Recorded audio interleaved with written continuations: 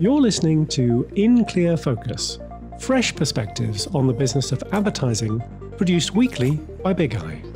Hello, I'm your host, Adrian Tennant, VP of Insights at Big Eye, an audience-focused, creative-driven, full-service advertising agency. We're based in Orlando, Florida, but serve clients across the United States and beyond. Thank you for joining us. We've talked about research and the value of unlocking consumer insights quite a bit during this season of In Clear Focus. As an audience-focused agency, Big Eye places a great deal of emphasis on really understanding our clients' customers and prospects, and using that knowledge to craft media plans and inspire creative messaging. For an understanding of a client's market, we typically turn first to syndicated data sources, also known as secondary research. That provides background, but rarely sufficiently detailed data to develop a breakthrough strategy. For that, we need to ask questions that are not answered by existing sources, which is where primary research comes in. There's an entire industry dedicated to supporting consumer insights and research professionals, and today we're going to revisit two interviews recorded earlier this year that look at quantitative and qualitative research methods. Back in April, we spoke with Michael Klotz, Director of Client Development at Synth, which primarily supports quantitative research studies. Mike has 20 years of experience in research and has helped hundreds of companies understand their consumers and their markets better through research and data collection. Welcome to In Clear Focus, Mike. Thanks for having me on the show. First, could you tell us a little about Synth? Synth is the technology backbone of the world's most successful insights companies. Our platform automates fieldwork and operations so that companies gather insights faster, more cost-effectively, and at scale. We have 14 global offices, in addition to all the folks we have, such as myself, that work remote. Through our platform, researchers have access to over 100 million people in over 150 countries around the world. We work directly with many researchers, agencies, and brands. So, Mike, what does your role with Synth entail? My role at Synth is to help companies that are conducting online research to do so in the most efficient way possible. We're a very solutions-focused company, so it's never a one-size-fits-all approach. I work closely with my clients in order to learn about their business and help craft a partnership that allows them to gather insights quickly and efficiently. So I gave an overview of marketing research during the introduction, but Mike, can you explain quantitative research in more detail and how it differs from qualitative research? Sure. I think the easiest way to understand it is to look at each of the methodologies in terms of the type of information being collected. In qualitative research, you're dealing with words and meanings and descriptions. Quantitative research deals with quantities or numbers and building out statistics. So qualitative research is almost like a brainstorming session. You're seeking out ideas and concepts, while quantitative research can help show how many people feel that same way. So for example, in a focus group, you'll have 6 to 8 people sitting around a table talking about a brand. They'll discuss what the brand means to them or provide feedback on a specific product and why they like it or dislike it. However, those 6 to 8 people don't really speak for the thousands or millions of the brand's consumers. So sometimes you need to take the things that you've learned in qualitative sessions and quantify them through online surveys, for example, in order to learn if it's representative of your customer base. What are some of the most common types of quantitative consumer research or studies that your clients typically undertake? Right. So Synth currently has over 2,000 clients worldwide, and we cover a wide variety of project types. So it's kind of difficult to pinpoint it to the most common type. But what I can tell you is that we do see a lot of brands looking to understand their consumers' decision-making process and path to purchase better. So they'll do things like measure customer satisfaction and brand loyalty, for example. We also see some product concept tests, and with marketing, we see a lot of messaging testing. Beyond that, this is an election year, so we saw a lot of political polling during the primaries in the US, and we expect to see a lot more as we get closer to November. And lately, we're seeing a lot of companies that are trying to understand consumer sentiment as it relates to COVID-19. We've seen a number of tracking studies and ad hoc projects on this topic in hopes of understanding where the consumer mindset currently stands. Now, you introduced Synth as a technology company. Where does it fit within the consumer research ecosystem? So Cint's role is to connect our surveys to their targeted respondents in the most efficient and cost-effective way possible. We do that through our marketplace that connects researchers trying to understand more about the consumers with the respondents that we have access to. So we don't really design studies or questionnaires, and we don't analyze or even see the data that's being collected. We just ensure that our clients are collecting the data in the best way possible. So what we've done with these respondents is we've had 150 profiling points for all of the respondents that we have in our system. So if you need to gather insights from dads of teenagers in New York who go to the gym on a regular basis, or homeowners in California that make less than 100,000 but own dogs, we can target those people directly. These profiling points and the scale of the respondents we have allows us to gather insights quickly and efficiently for our clients. In the past, fielding an online study could require a company to reach out to a number of panels, especially if the project is being conducted internationally. So project managers need to email back and forth with each of the panel sources about changes to the product specs, updates once it's in field, and any quotas that they need to fill. With Synth, all of that happens programmatically without the need for all the back and forth, regardless of how many panel sources are feeding into the project or countries that the fieldwork is being conducted in. So you're cutting down potentially hundreds of emails during a project's fielding to just a handful or none if you're doing it through one of our DIY options. Can you explain the supply and demand sides of your business? Yes. So the demand side of our business is really built up by our clients who are trying to understand consumer behavior better. We can measure that demand by simply looking at the number of consumers that companies want to collect behavior or opinions from. That's dependent on the number of studies being fielded at any given time and the sample size desired in each study. The supply side is measured by the number of respondents available, which we can measure through the number of entries into our platform. In the simplest terms, our job is to ensure that we have enough supply to meet the demand through a completed interview. Where do the people that complete surveys typically come from? So research panelists really come from all walks of life. In the US, for example, we have access to over 20 million people who have either joined traditional panels, they've been recruited through social networks or mobile games, through affiliate marketing or website partners. There's even an ad I see regularly on cable TV that asks people to help shape the future products they use. So all of these methods are designed to attract people who want their feedback and opinions to be heard. How are respondents rewarded for taking surveys? So usually it's monetary. Most panelists are incentivized either through direct payments or gift cards, or some have point systems where you earn points for each study that you complete, and then you can buy things with those points or potentially enter those points into a sweepstakes for a larger prize. Now, full disclosure here, Cint is one of Big Eye's partners, so I know that you offer a variety of solutions. Can you explain a little more about Cint's products and services and the types of clients or needs that each is designed to serve? Right. So all of our solutions are designed to allow the client to collect data from respondents quickly, in a cost-effective manner, and as efficiently as possible. But like I said earlier, that doesn't always mean the same process is followed for each client. So the two main ways we work with clients are through what we call managed services and then through our DIY platform. So with managed services, a client of ours can take a survey that they've programmed in Qualtrics or SurveyMonkey and SurveyGizmo, whatever the platform of choice is, and send it to us along with the details on who they want to collect insights from. So we'll handle the fielding of the study, making adjustments for quotas that they have or controlling the fielding period until we have all of the completed interviews that they require. On the DIY side, clients can set up and field their studies directly without our intervention. They'll set up the targeting and field it directly through our system. Those are really the two main ways that we work with our clients.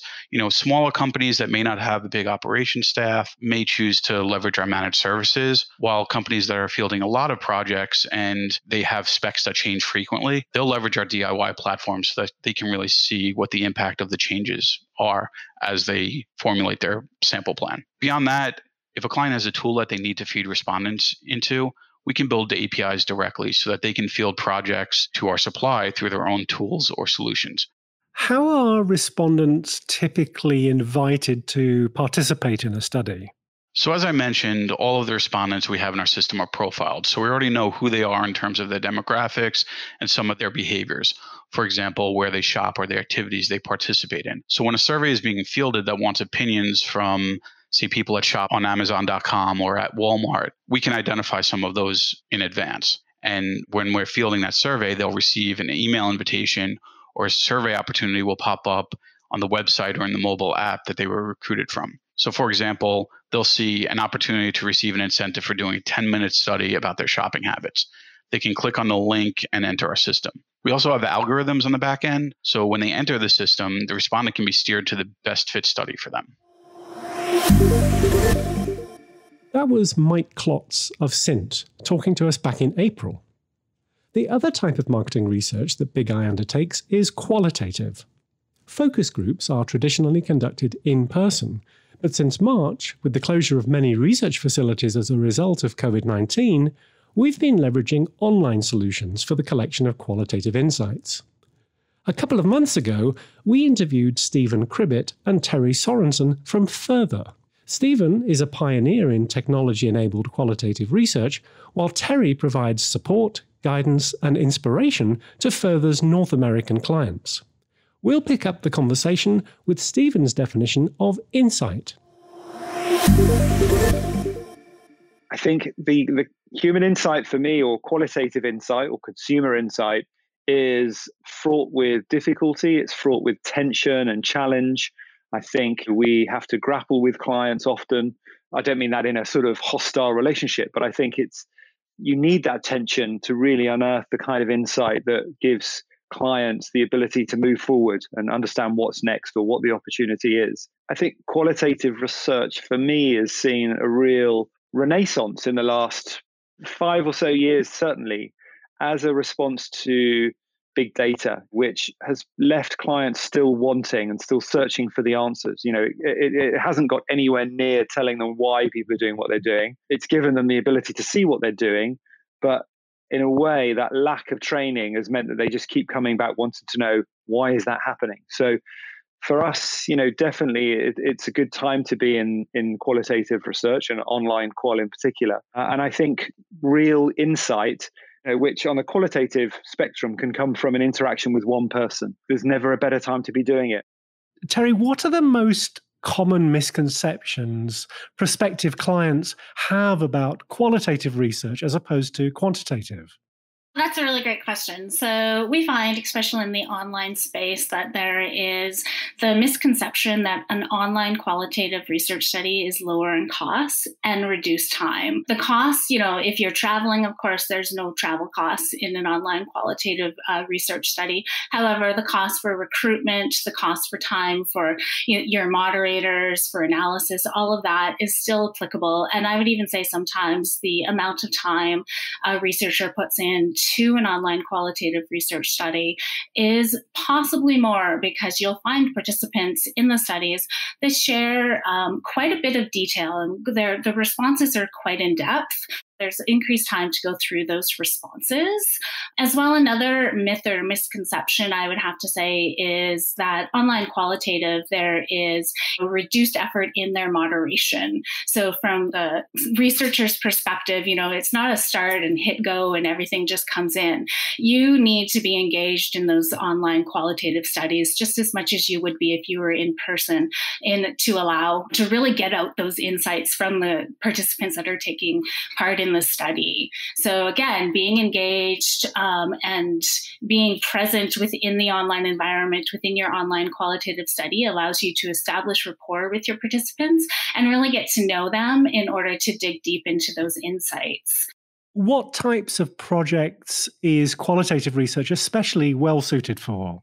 A lot of what we do, and I think this is where qualitative research in the online version works really, really well, is exploratory research. So the ability to spend time immersing oneself within consumers' lives over a short period of time is exceptionally strong. And that means for us that we can often get through 2 or 3 different phases of work, starting with some exploration and consumer immersion, then developing some ideas and testing and evaluating those ideas with consumers.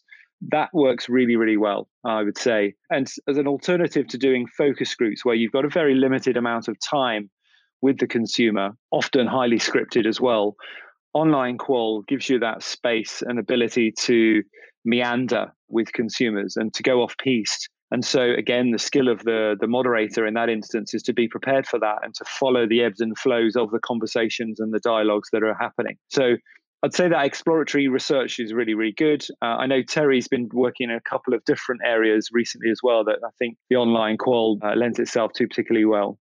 Yeah, so recently we've seen an uptick in in-home product testing. So there's been a lot of focus on getting to see that product in the home environment and then immersing with the consumers or the users over that short given period of time, say a week with the product, getting to know their perceptions of initial reactions and what the experience is like over that given time. So that's one area we've seen a bit of an uptick in. As well, we do see a bit of customer experience type of research. Finding those gaps in the service that companies or brands are offering are another great usage of online qualitative solutions.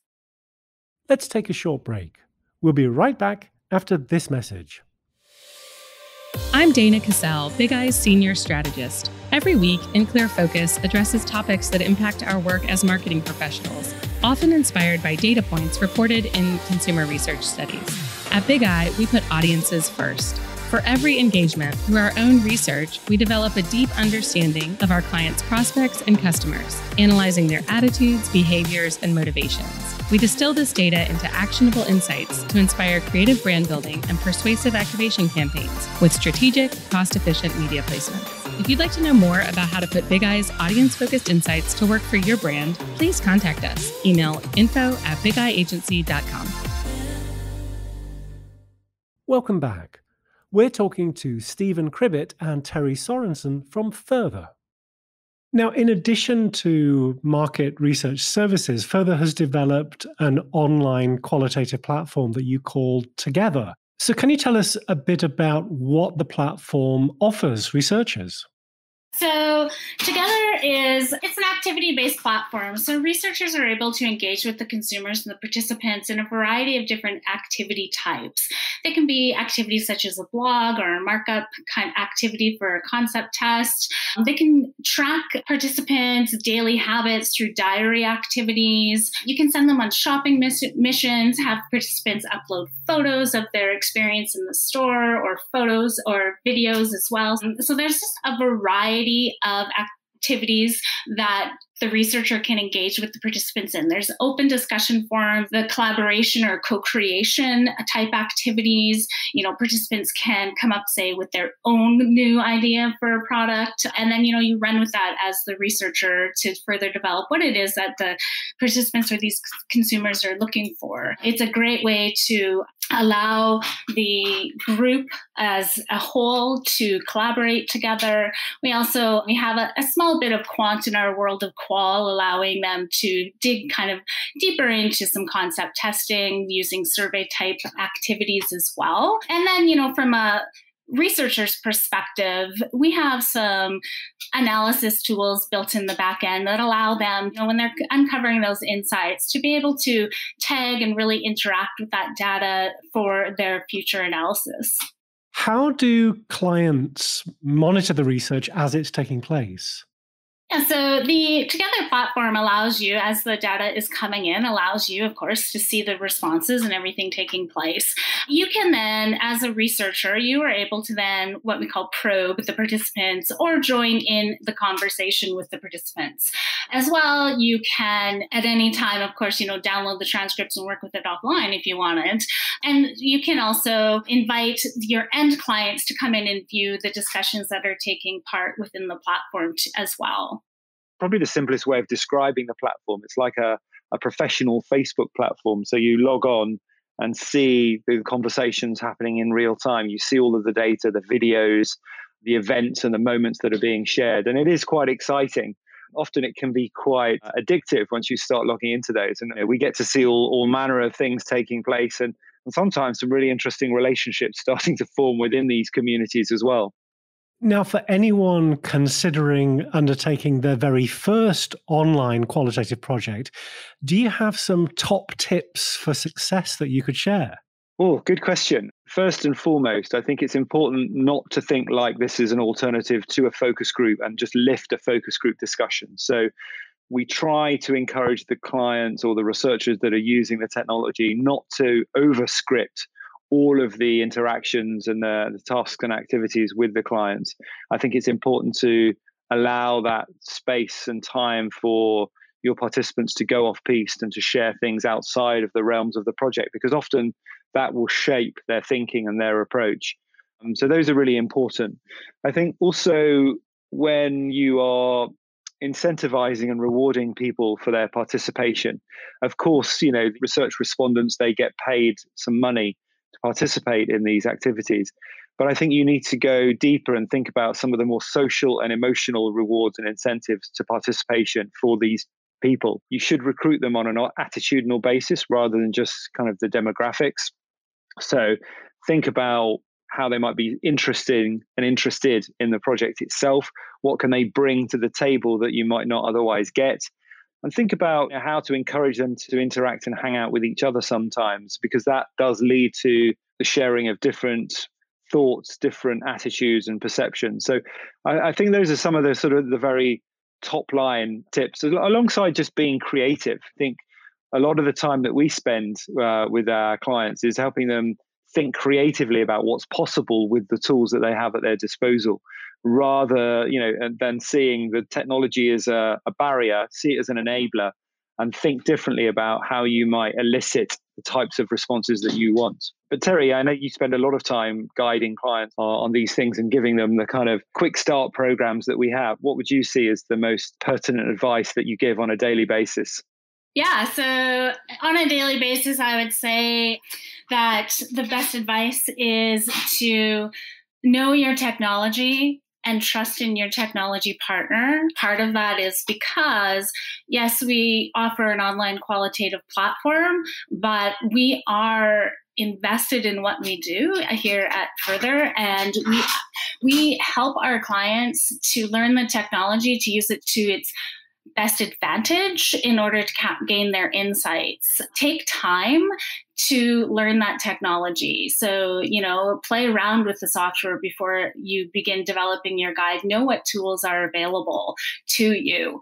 And as Stephen said, one of the most important things is be creative. Don't just design a question, answer, response type of research study, because in all honesty, you can do that in an online survey.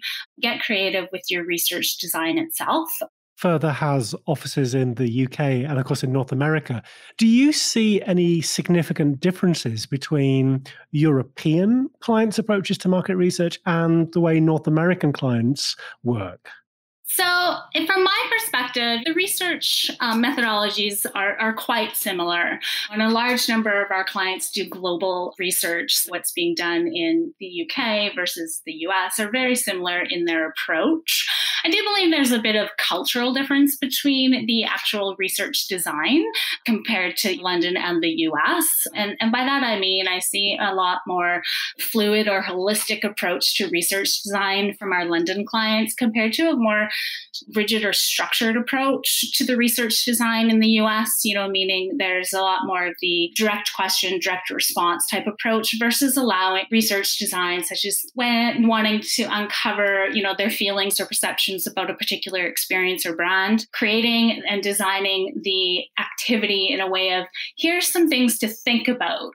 We would like you to share your experience with this, compared to, all right, I want to know, when did you last use this? How was that experience with it? Those direct question answer response. So I feel like there's a little more of a human element when it comes to the London clients, whereas I find a lot more desire for automation, quick responses from the North American clients. I think what we're seeing at the moment is there is an appetite as well for a lot of the North American clients to go through this kind of learn, test, and develop sort of process, really, the sort of 3-stage approach. So they seem more willing to be using online methods to cycle through that really quickly with far-reaching audiences. And that's really exciting for us. I think a little bit more of the work that we do in Europe at the moment is just purely on that kind of initial phase, that learning or insight phase. I'm not sure at the moment whether that's just a cultural shift or that's just by happy accident by the type of clients that we work with in the different regions. That was Further's founder and Chief Executive Officer Stephen Cribbett and Further's North American Client Success Manager Terri Sorenson. Before that clip, we heard from Michael Klotz, Director of Client Development at Synth. And I'd like to extend my thanks to all the guests that have joined us on this 4th season of In Clear Focus. You can find transcripts of all our episodes on the In Clear Focus page at bigiagency.com under Insights. Just click on the button marked Podcast. So you don't miss a future episode, please consider subscribing to the show on your podcast player of choice. And if you have an Amazon Echo device, you can use the In Clear Focus skill to add the podcast to your flash briefing. Thank you for listening to this season of In Clear Focus, produced by Big Eye. I've been your host, Adrian Tennant. I'll see you in Season 5, but for now, goodbye.